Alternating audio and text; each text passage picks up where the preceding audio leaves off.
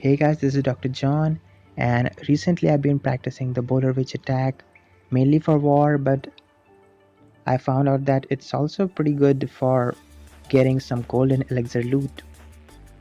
The army is pretty much all dark elixir, so if you are someone who does not need dark elixir much, you can use this. It's also pretty good for trophy pushing. So let's take a look at it.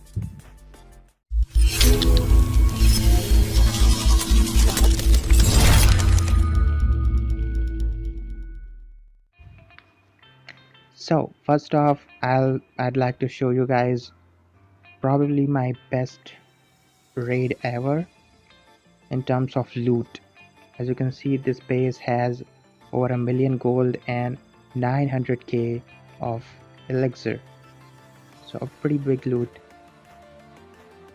So the attack is basically I send in 1 giant, 2 witches and 3 bowlers on each flank to create kind of a funnel towards the center, and then I'll just break open first wall in the center, push all my troops in and drop a jump spell to access the core, and I'll keep raging through. Again, the warden's ability to just shield everything from that eagle artillery hit. Again, I'll be using another jump spell to take my troops out of the core, as the biggest problem with this strategy can be walls. Your troops can get stuck on a wall and then mortars and wizard towers can then just kill them off. So as you can see, everything is pushing along nicely. The queen has gone to one side. I finally popped my queen's ability here. Again, at this point it looks like that most of my troops are dead. A giant bomb goes off and kills my last bowler. But the thing is, I have, I think, 2 witches, one on each side alive, and my queen is still alive. And that will be enough to take out these last 2-3 defenses. The skeletons just keep distracting everything, and my queen snipes the last cannon. There is just one mortar which will just keep firing at the skeletons, and witches will be able to take care of this.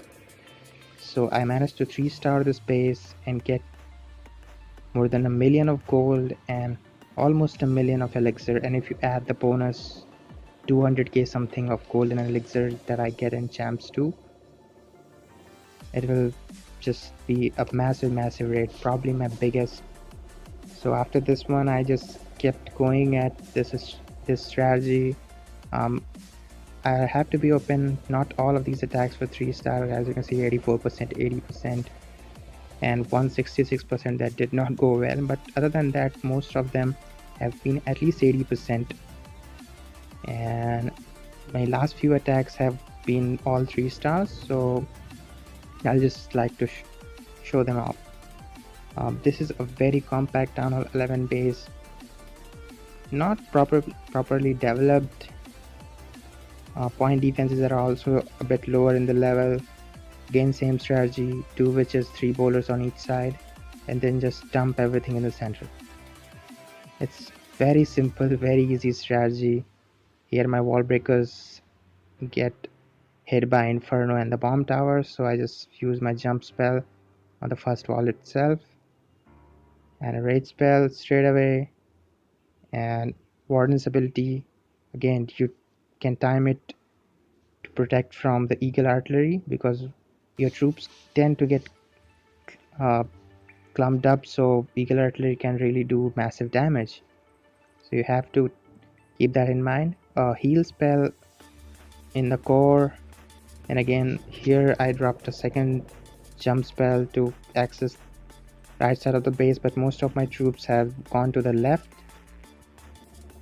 And a good thing was that this Inferno tower was on single target, which made it even easier.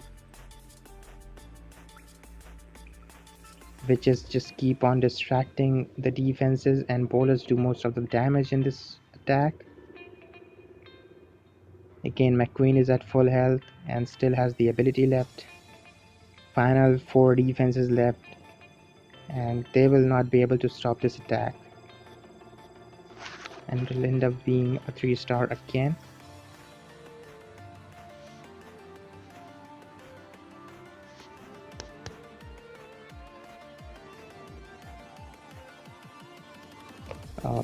This attack strategy has been very popular for Town Hall 11 attackers to go against Town Hall 10s in war, because how easy it is, and it really destroys Town Hall 10s. It's very hard for a Town Hall 10 base to defend against this attack strategy if you are doing it well. Again, this time it's a Town Hall 11 but no eagle, which always makes things easier. You can hold on to your warden's ability a little bit more. The base does not have eagle artillery. Again, okay, I was coming from this side. So again, I created kind of a funnel from both sides and just sending in everything from the center. A rage spell goes down and I use my warden's ability as a giant bomb was triggered, and a CC full of loons come out, which can do a lot of damage. Really, splash damage from balloons can really kill your troops here. So I drop a heal spell as well. I actually lost a few troops there because of all the splash damage. There were giant bombs in the core, but still I have plenty of troops. These skeletons just keep distracting the defenses. Witches are very good at right now.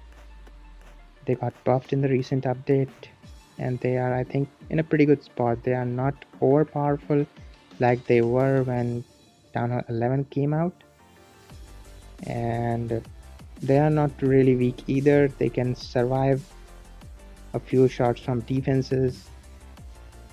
So overall, a rather useful troop. And combining them with bowlers really makes them a really strong combo, because skeletons keep distracting all the defenses and bowlers, they just keep targeting the defenses on the skip. As you can see, they were targeting a storage and almost took out the archer tower there. And again, I have my queen up with ability, and this will be a 3-star easily. As you can see, it's quite easy to get 3 stars with it, but of course if you are attacking like a max on 11 or something, it will probably end up being a 2-star. Your troops may die off in the core, but still, being so easy, it gives good enough results, I would say. So in this base, because of how it was made, there was nothing to do in the flanks. I just sent everything from the center and trying to just overwhelm the defenses here. And I'll be using a jump spell to get my troops into that eagle artillery compartment. I use my warden's ability again. I'm timing it so that they can survive the eagle artillery shot.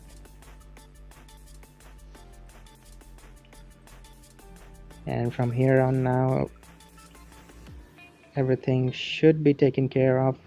My troops cannot go around this single target inferno, but as you can see, there are so many bowlers and so many witches alive right now, and they are just producing so many skeletons that defenses just cannot keep up.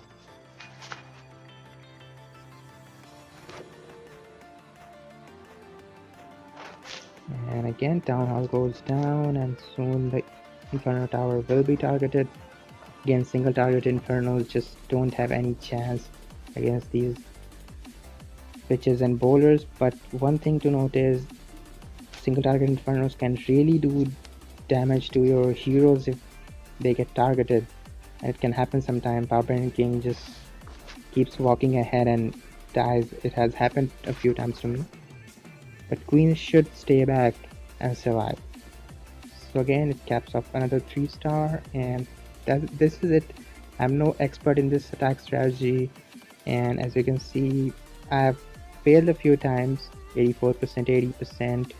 There was one pretty bad, 66%, 86%. So mostly I get 80% plus, if not a 3-star. So still pretty good. I'm thinking about adding some back-end troops like balloons or hogs with it, because every time when I did not get a a 3-star was because my troops kind of got stuck on some walls, or just all of them went on one side, and by the time they came back there were not enough troops left because they hit splash damage, some bombs or something. So having some back-end troops could help. So I'm still practicing, and if I can master this attack, I'll put kind of a guide for this strategy. But to be honest, I don't think this strategy needs a guide. It's pretty much a spam attack. Just practice it a few times and kind of work on your timing, when to use your warden's ability, when to use your jump spell and the raid spell. I don't use freeze spell with this strategy because I think there are so many troops that you can really ignore Inferno Towers. They are not that big of a threat. So this is it, and right now I'm working on a video, kind of attack strategy guide, a really in-depth guide, and it is taking quite a lot of time. I've been working on it the last couple of days, and it will probably take me another day or two to finish it. So let's hope it turns out good, and we are getting close to 100 subscribers, so hopefully by the time my next video comes out we'll be there at 100 subs. It's not a big deal, 100 subs, but still feels good. So thanks for watching. If you like this video, give it a like and subscribe for more videos. Please subscribe. I need those 100 subs. Thank you.